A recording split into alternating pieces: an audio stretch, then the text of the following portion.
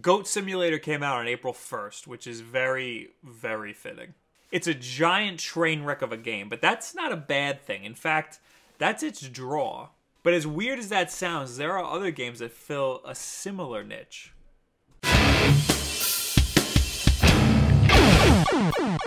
Let's start with the story of how Goat Simulator came to be. Goat Simulator was a test created by Coffee Stain Studios to see how they could use the Unreal Engine. They thought this test was funny, so they took footage of it and posted it on YouTube, and it quickly exploded all over the internet. Thus, a demand was born. And Coffee Stain Studios was like, hell yeah, let's make a ton of money, and they released it on Steam for $10.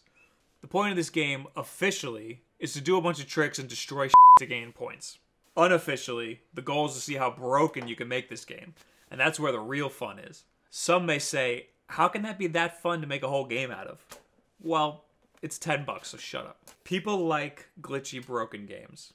It's like how people like Tim and Eric, which is a glitchy, broken show. Anyway, for example, we have Amnesia Fortnight, which is a game jam by developer Double Fine, where they take 2 weeks and they just make 4 games. Their game ideas are very ambitious, and after 2 weeks, their games are basically in pre-alpha. But they released the game anyway because they found that people love seeing all of the ugly bits that make a game work. So far, I've only played Little Pink Best Buds, which is Pen Ward's game for this year's Amnesia Fortnight, and that game is a train wreck if I ever did see one. But it was fun, and I get the idea they were trying to get across. DayZ is a very popular zombie survival game that, at first glance, is a glitchy, unfun, borderline unplayable mess. Right now it's in alpha, but if you pre-order it now, you'll get the alpha, which will update as development continues. The fun in this game derives from gathering supplies and meeting other players who might be friendly or they might try to kill you. That concept alone is what makes this game worth playing. Now, I say it's unfun and borderline unplayable at first because when you spawn, you have nothing, the controls are terrible, and it takes you about an hour to even find any items. When you get some decent items and find other players, that's when the real fun begins. And it's terrifying because when you die, you lose everything. People look past all the ugly glitches in this game because that concept alone works so well. Garrys Mod was a Half-Life 2 mod that was basically just a giant sandbox where you could spawn Half-Life 2 assets and move them around however you wanted. People used it to make early memes and movies and stuff. Of course, people used this to break the character models and make them do things that they were never meant to do. I guess you could say that this is one of the first games where the fun was made in breaking the game.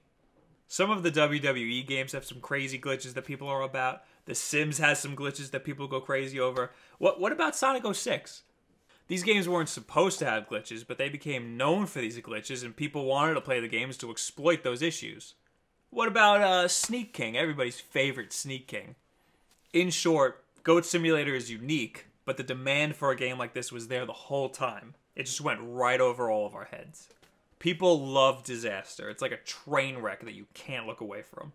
What do you guys think? What other glitchy games do you guys play? Actually, what was the first glitchy game you guys played just to exploit the glitches? I'm very curious to hear about that. I'm very curious to hear the origin of intentionally glitchy games. Anyway, like this video if you like it. Subscribe if you really like it. Subscribes help us out tremendously. Like us on Facebook. Carry the conversation over to Facebook or in the comments below. At me on Twitter. Thank you guys very much. Have a good week. Thought I'd take a moment to talk about my emulation setup since a lot of people seem pretty interested in it. For those of you who are completely oblivious, emulators are basically computer programs that allow you to play old school games like NES games, Super NES, Sega Genesis, even Nintendo 64. ROMs are the games themselves. A lot of people consider Ocarina of Time as the holy grail. Right. The best game ever. Right. Masterpiece. That game's a piece of shit. Let me tell you why.